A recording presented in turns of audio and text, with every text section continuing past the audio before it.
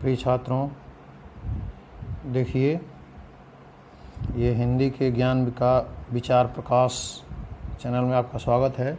जो भी high school के छात्र हैं 10th A और 10th B के, आप जो है इस चैनल को सब्सक्राइब कर लीजिए, क्योंकि जो भी हम वीडियो यूट्यूब पर डालेंगे वो आपको मिल जाएगा। अब देखिए, आज हम लोग देखेंगे हिंदी गद्य का विकास। गद्य का प्रथम विकास सामान्य बोलचाल की भाषा के रूप में होता है। इतिहास, दर्शन, विभिन्न ज्ञान विज्ञान की अभिव्यक्ति के माध्यम के रूप में जिस भाषा का प्रयोग होता है उसे गद्य की मध्यम स्थिति माना जा सकता है। साहित्य में जिस गद्य रूप का उपयोग होता है उसे अभिव्यंजना, सौष्ठव आदि की दृष्टि से श्रेष्ठ मानना चाहिए। विभिन्न लेखकों और कवियों का न केवल वैचारिक जगत अपना होता है, बल्कि अपने विचारों, भावों, अनुभूतियों आदि को अभिव्यक्त करने के लिए उन्हें अपनी भाषा की भी सृष्टि करनी पड़ती है।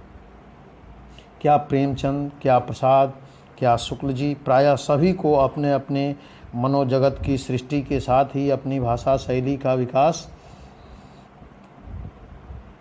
करनी पड़ी है। भाषा रूपों के विकास की दृष्टि से इसकी 3 श्रेणियां हैं, 3 कोटियां उपलब्ध हैं। पहला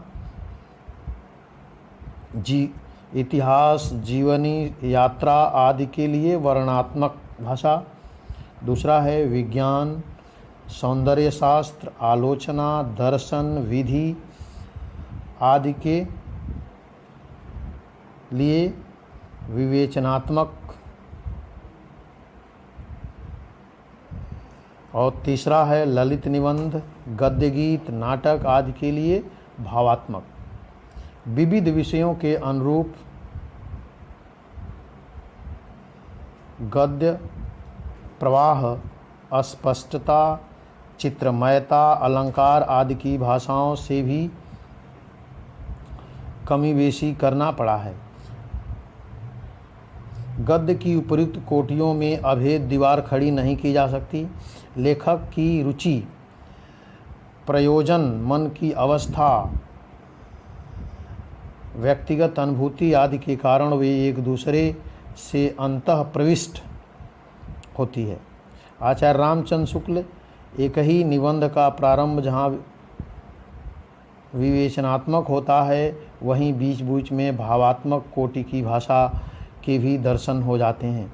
इस प्रकार प्रत्येक शाखा और विधा ने आवश्यकता अनुसार अपनी विशिष्ट विधि और शैली का विकास किया है। साथ ही परस्पर उसका आदान प्रदान भी चलता रहता है। संसार की दूसरी भाषाओं के समान ही हिंदी भाषा के साहित्य में भी पद्य का अवतरण गद्य के बहुत पहले हुआ है। पद्य की इस प्राचीनता के अनेक कारण हैं। प्रमुख कारण तो यह है कि आरंभ में मानव को अपनी भाव प्रधान प्रकृति के कारण पद्य रचना करने में ही वास्तविक आनंद की अनुभूति होती थी। मन की प्रसन्नता के लिए कविता से बढ़कर दूसरा साधन उसे कहाँ मिलता। दूसरा कारण यह है कि उस समय टंकण, मुद्रा आदि साधनों के अभाव में विचारों को संजोगे रख सकना संभव नहीं था। पद्य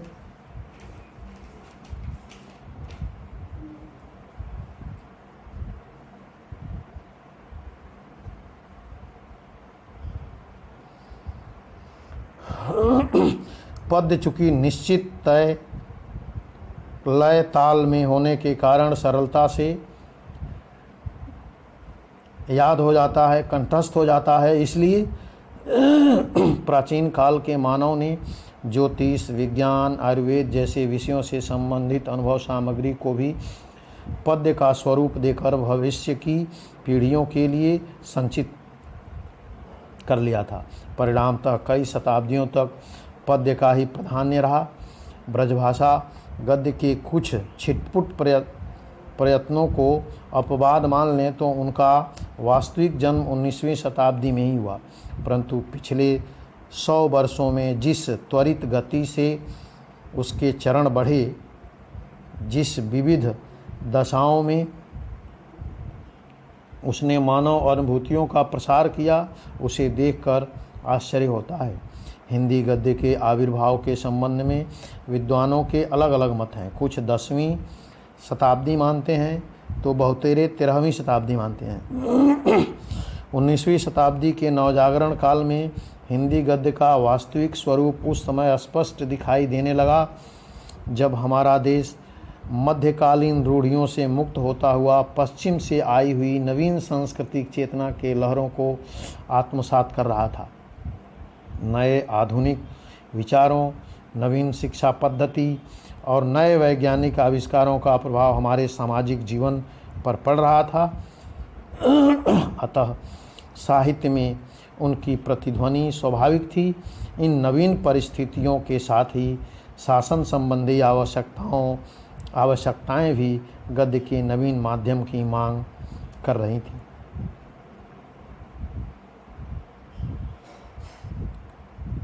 हिंदी गद्य के प्राचीनतम प्रयोग राजस्थानी ब्रजभाषा में मिलता है। इसको आपको ध्यान रखना है कि हिंदी गद्य का सबसे प्राचीन प्रयोग किस में मिलता है? राजस्थानी ब्रजभाषा में।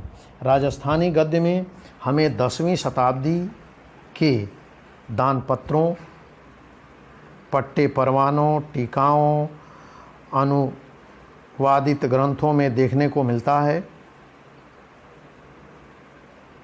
ब्रजभाषा के गद्य का सूत्रपात संवत 1400 विक्रमी के आसपास हुआ। कृष्ण भक्ति धारा के कवियों तथा भक्तों ने उनके विकास और संवर्धन में विशेष योग दिया। 17वीं शताब्दी तक लिखी हुई जो रचनाएं उपलब्ध हैं उनमें गोस्वामी विट्ठलनाथ का श्रृंगार रसमंडन, इसको ध्यान रखना है आपको। गोकुलनाथ जी का 84 वैष्णवन की वार्ता और 252 वैष्णवन की वार्ता, इसको आपको ध्यान रखना है। ये अक्सर क्वेश्चन पूछता है। इसमें आपको ध्यान रखना है कि गोस्वामी विट्ठलनाथ की रचना है श्रृंगार रसमंडल और गोकुलनाथ जी की रचना है 84 वैष्णवन की वार्ता और 252 वैष्णवन की वार्ता। इसमें जो है 84 जो वैष्णवन की वार्ता है, इसमें 84 वैष्णव जो संत थे उनकी वार्ता का वर्णन किया गया है इसमें। और 252 वैष्णवन की वार्ता में भी वही वैष्णव संत 252 जो थे उनकी आपस में जो चर्चा परिचर्चा हुई है उसी का यह संग्रह है। और ये तीसरी जो रचना है नाभादास जी की अष्टयाम, इसको भी आपको ध्यान रखना है। तो वैकुंठ मणि शुक्ल की अगहन महात्म्य और वैशाख महात्म्य तथा लल्लू लाल कृत माधव विलास विशेष रूप से उल्लेखनीय है। इन्हीं के साथ टीकाओं की परंपरा भी चलती रही। खड़ी बोली गद्य के प्रथम दर्शन अकबर के दरबारी कवि गंग की लिखित चंद छंद वर्णन की महिमा नामक ग्रंथ है। देखिए, क्योंकि खड़ी बोली गद्य का प्रथम दर्शन जो है वो चंद छंद वर्णन की महिमा नामक ग्रंथ में मिलता है। और इसके लेखक कौन हैं? गंग कवि। किसके दरबार में रहते थे? अकबर के दरबार में रहते थे। इसीलिए यह अक्सर क्वेश्चन बनता है। फिर कुतुब शतक तथा स्वामी प्राणनाथ के ग्रंथ होते हैं, परंतु उनका वास्तविक प्रादुर्भाव कई 100 वर्षों बाद 19वीं शताब्दी से ही मानना चाहिए, जब उनकी क्रमबद्ध परंपरा स्थापित हुई। 19वीं शताब्दी से कुछ पूर्व ही उस धारा के आगमन के संकेत हमें मिलने लगते हैं।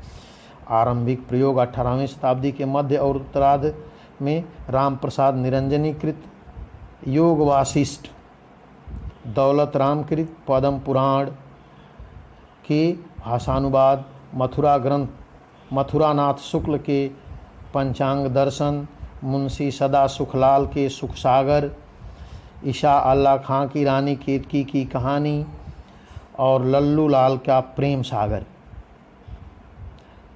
व सदल मिश्र के नासिकेतोपाख्यान, ये आपको ध्यान रखना है। चूँकि ये हिंदी साहित्य के गद्य के विकास की प्रारंभिक रचनाएं हैं, इसलिए इसको अक्सर परीक्षाओं में पूछा जाता है। तो इसको आपको ध्यान में हमेशा रखना है कि सदा सुखलाल का सुख सागर, ईशा अल्लाह खां का रानी केतकी की कहानी, लल्लू लाल का प्रेम सागर, सदन मिश्र का नासिकेतोपाख्यान। खड़ी बोली गद्य की एक साथ बढ़ने के महत्वपूर्ण कार्य के लिए अंतिम 4 लेखक सदा सुखलाल,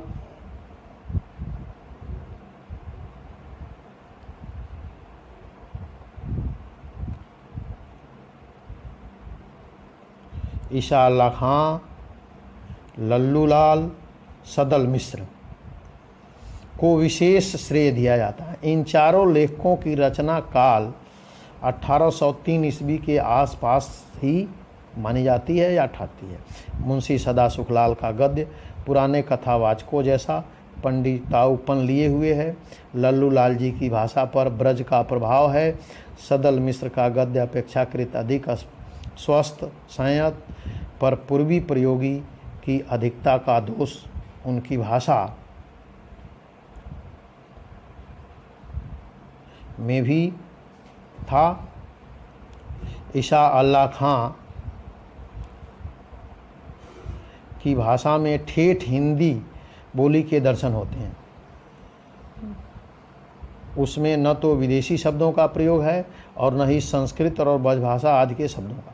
इसमें गंभीरता की कमी है, पद्यात्मकता की गद्य मिलती है। आचार्य रामचंद्र शुक्ल ने ईशा अल्लाह खां की भाषा को रंगीन और चुलबुली कहा है। खड़ी बोली गद्य के प्रसार में ईसाई पादरियों का भी महत्वपूर्ण योगदान रहा। उन्होंने बाइबिल का खड़ी बोली में अनुवाद कराया और उसे उत्तर भारत के विभिन्न स्थानों में वितरित कर अपने धर्म के साथ ही हिंदी का भी प्रसार किया। आगे चलकर आर्य समाज के आंदोलन से भी हिंदी गद्य के प्रसार को अभूतपूर्व गति मिली। स्वामी दयानंद ने अपने सत्यार्थ प्रकाश में इसकी रचना हिंदी में की थी।